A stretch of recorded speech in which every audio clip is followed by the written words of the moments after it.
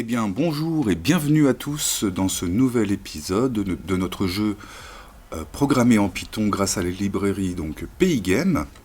Eh bien aujourd'hui je vous propose en fait de gérer un peu mieux le démarrage et la fin du jeu. Et bien maintenant il ne nous reste plus qu'à aller coder. A tout de suite. Et bien voilà, on se retrouve donc dans la partie code avec nos différentes classes que nous avions créées. Et nous allons dans un premier temps bien nous rendre tout de suite dans la classe Game. Et on va rajouter donc un paramètre à notre classe Game, avec un paramètre qui va permettre de savoir si le jeu est en cours de fonctionnement ou pas.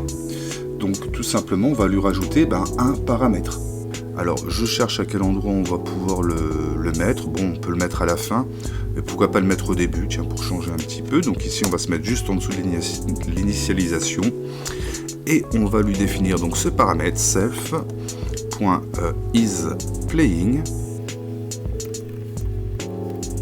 pour savoir si le jeu a commencé, tout simplement. Et on va par défaut lui dire que le jeu n'a pas commencé. Donc ici ça permet de savoir si le jeu a commencé. Donc voilà déjà une bonne chose de faite. Alors maintenant, eh bien, on va devoir un petit peu déplacer une petite partie de notre code. Donc là, il va falloir être très attentif, ça va pas être tout à fait simple. On va récupérer tout ce qui était mis à jour dans main en fait, et on va en faire une fonction update de game. Donc je vous propose de vous rendre dans main. Donc ici, on va pouvoir récupérer jusqu'à l'affichage tout notre code. Donc on va remonter jusque à l'affichage du background et du joueur. Donc ici, on va s'arrêter à peu près là. Et on va faire un coupé. Donc là, on peut soit avec le clic gauche de la souris comme ceci, le clic droit, obtenir ici, vous voyez, un cut. Donc c'est ce qu'on peut faire, ou un simple CTRL X devrait fonctionner. Donc là, on va faire un cut. Là, vous voyez que toute la partie de code donc a disparu, mais on ne s'inquiète pas parce qu'elle est stockée en mémoire. Et on va pouvoir ici créer donc dans notre classe Game une nouvelle fonction, une nouvelle méthode, puisque on va la faire rentrer dans la classe. Donc cette méthode, on va l'appeler update. Donc c'est parti. Je passe une ligne pour être plus propre. Donc ici, on va faire un def update et qui prendra en paramètre self. Alors ici, on va pouvoir maintenant coller. Soit vous pouvez faire avec un clic droit un paste, ou alors tout simplement un CTRL V. Donc là, vous voyez qu'on a bien copié tout le code dans update. Le petit souci, c'est que vous voyez, il y a plein d'erreurs qui commencent à apparaître. Évidemment, on a cassé un petit peu les liens et on va devoir remettre ça en place. Alors déjà, on a l'élément screen. Donc dans update, on donnera en paramètre un élément de screen. Et donc ça, on va le récupérer ici en paramètre. Donc là, voilà, on a déjà réglé ce problème. Et puis maintenant, c'est une méthode de game. On est bien ici, on sera bien dans une instance de game. Donc du coup, on va pouvoir récupérer le player simplement dans la base self. Donc à la place de game, on va remplacer par self. Et partout où vous voyez du rouge ici sur game, on va remplacer par self. Donc voilà déjà pour l'affichage du joueur. Avec self, ça fonctionne. On va continuer maintenant dans notre code à remplacer. Donc ici, game.player qui devient self player. Ici, une fois de plus pour mon joueur, donc ici un self.player. Ici, un self.allEnemies. On a aussi le self ici. Encore un là.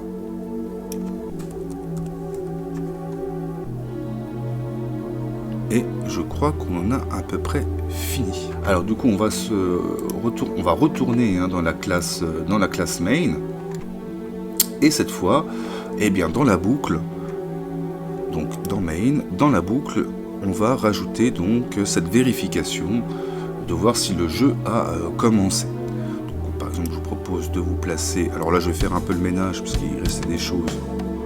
des versions précédentes. On n'oublie pas d'incrémenter avec tablature et on va donc vérifier si le jeu est en route.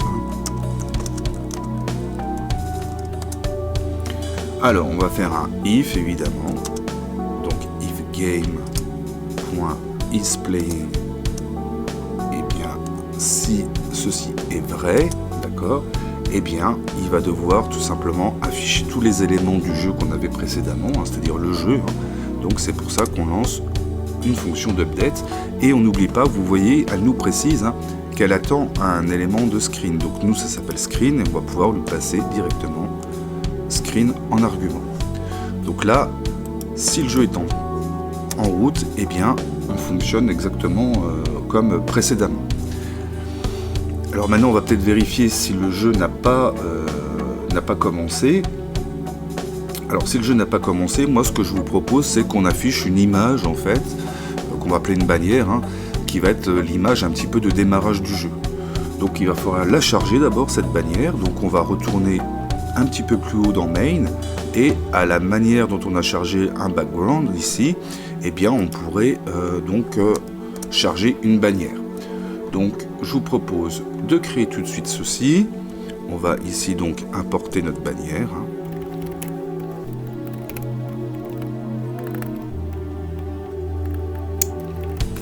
En faisant une variable banner, et bien qui va être égal à pygame.image.load. Alors évidemment j'ai préparé déjà une petite image pour ceci dans mon ressources, c'est là où on met toutes nos ressources. Donc vous voyez ici que j'avais prévu donc start3.png, donc on va lui spécifier ça. Donc déjà c'est dans le répertoire ressources. Alors on va pas oublier de lui préciser que c'est des alpha caractères, donc les petites apostrophes, donc ressources / start 3.png. Voilà, et on va en profiter pour faire aussi une conversion. Donc on va garder la transparence de cette image, donc je vais faire un convert alpha, donc une méthode qui va nous permettre de conserver la transparence de notre image, qui est dans notre image. Ensuite on va faire un petit redimensionnement avec un pygame.transform, et on va lui faire un petit scale, donc ici .scale. On lui indique donc la surface, nous c'est banner, et on voudrait qu'elle fasse par exemple 300 par 250. Donc voilà, on a chargé notre image. Maintenant on peut aller dire ici dans notre vérification, eh bien que si le jeu n'est pas finalement commencé, donc on va vérifier ici si le jeu n'est pas commencé.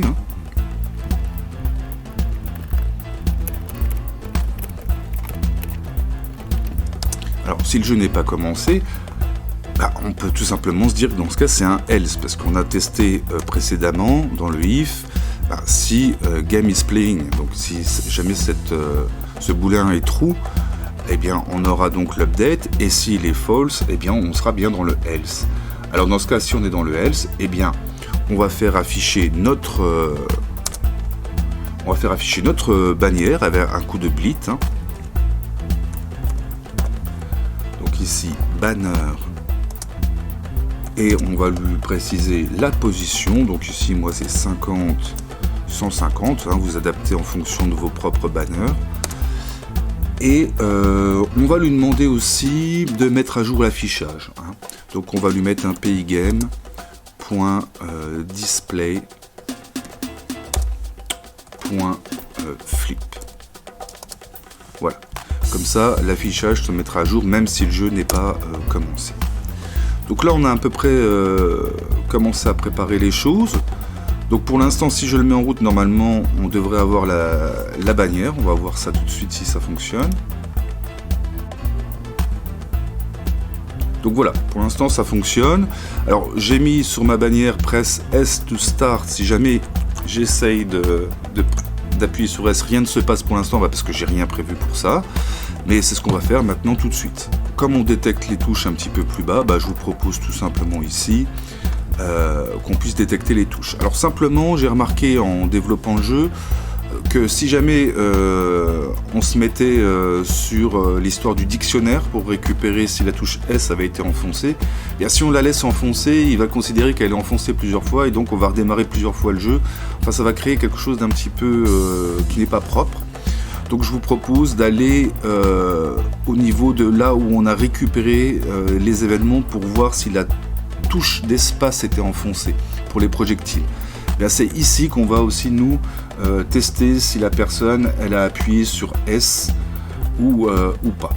Donc ici on va passer une ligne juste en dessous et je vais commenter donc pour déclencher.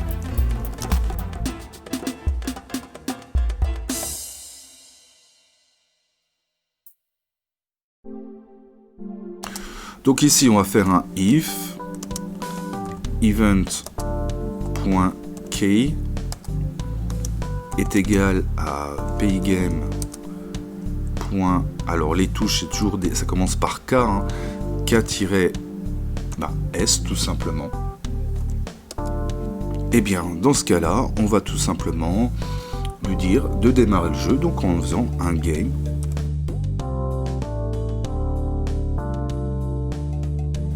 J'ai pas la fonction start dans game, alors on va créer une fonction start dans game qui permet de démarrer le jeu, hein.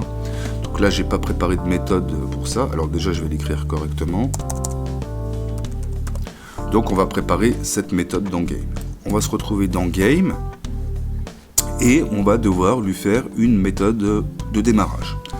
Alors pour faire une méthode de démarrage, eh bien on va se placer juste ici, je vais faire passer deux lignes et puis je vais me remettre là et on va faire une méthode qui va s'appeler donc start, hein, tout simplement. Hop.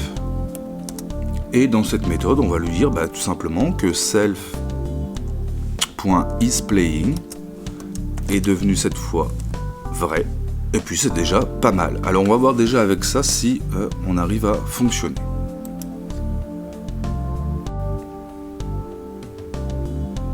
Alors, ça a l'air de fonctionner, j'appuie sur S et le jeu démarre bien.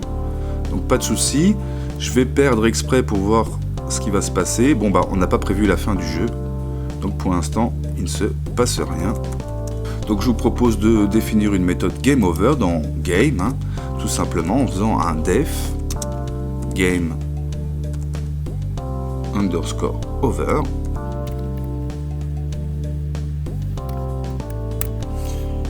Et dans ce game over, en fait, on va remettre tout à zéro déjà dans notre jeu. C'est-à-dire tous nos groupes, vous savez, les fameux groupes d'ennemis, les groupes de projectiles, etc. Eh bien, on va remettre ça à zéro. Alors, il ne s'agit pas, par exemple, du groupe d'ennemis, donc avec notre self.all enemies, eh bien, on va lui remettre tout simplement un paygame.sprite.groupe. Et comme ça, le groupe sera à nouveau vide tout simplement pour le groupe des ennemis. On va remettre la vie de notre joueur au maximum, hein, une fois que la partie est terminée. Donc ça c'est tout simplement un self.player.health. Eh bien, je ne sais pas si vous vous rappelez, mais dans la classe player, on avait gardé donc le maximum des points de vie dans un paramètre, hein, qui était donc qu'on peut retrouver donc dans self.player.maxhealth. Donc voilà, là on a remis les points de vie et évidemment quand on est en game over, le jeu s'arrête, donc self.isPlaying est égal à faux. Voilà. Alors, vous allez me dire, c'est très bien tout ça, mais il faut que cette méthode game over, elle s'engage quelque part. Alors, effectivement, il faut qu'elle se mette en place quand le joueur a perdu tous ses points de vie. Et pour ce faire, on peut se rendre donc dans la classe player et dans la fonction qui lui permettait de perdre des points de vie. Donc il y avait une méthode dans la classe player qui lui permettait de perdre des points de vie, et cette méthode elle s'appelle damage. Donc on est à peu près ici. Donc là moi j'avais juste mis un print game over au cas où les points de vie sont inférieurs ou égaux à 0. Alors je vous propose de l'enlever et à la place par exemple de mettre tout simplement cette nouvelle méthode à coup de self.game game over, et ainsi le jeu va s'arrêter quand le joueur n'aura plus de points de vie. On va tester.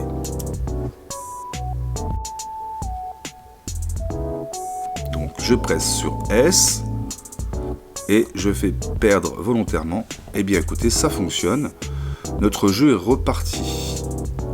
Donc je vais rappuyer sur S pour voir ce qui se passe, et là, problème, je n'ai plus de monstres qui apparaissent. Donc du coup, si j'ai plus de monstres qui réapparaissent, c'est parce que j'en ai pas recréé un au moment où notre jeu démarre ou redémarre. Donc ça, on va pouvoir aller se rendre dans la classe game.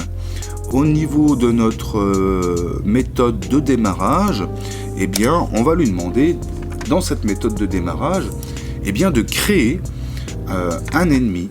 Tout simplement. Alors ça on sait très bien le faire puisqu'on a fait une fonction pour ça. Donc on va juste rappeler cette fonction. Donc ici à coup de self point, et notre fonction donc c'était spawn ennemi. Donc là on va à nouveau recréer un ennemi. Alors on va voir si ça fonctionne. J'appuie sur S. Alors là il y avait 2 ennemis, je sais pas très bien pourquoi.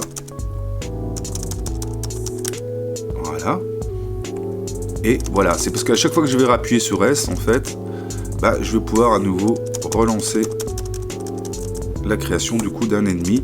Alors on corrigera ça un petit peu plus tard, mais c'est assez marrant parce que du coup je m'aperçois qu'on peut vraiment jouer avec pas mal d'ennemis.